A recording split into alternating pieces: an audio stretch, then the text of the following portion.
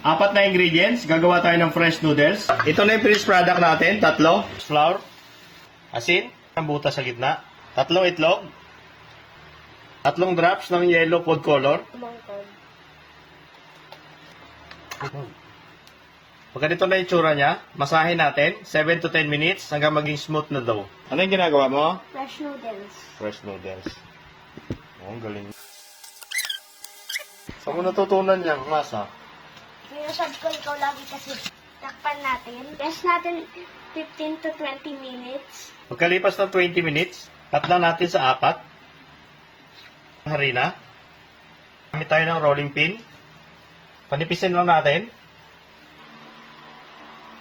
Pag ganito na siya kanipis, kaya natin ang harina. Fold lang natin. Hiwain na natin.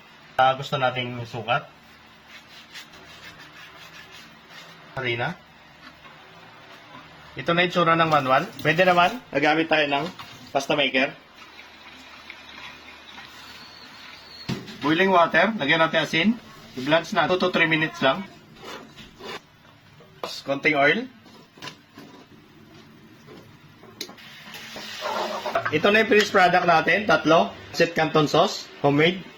Unang tikim. Sarap. Sarap. Sarap ng gawa mo. Oh. Para Pancit Canton. Good job. Lagyan nyo ng oil. Tapos lagyan nyo sa ziplock. Tapos pasok nyo sa fridge sa mga susunod nyong luto.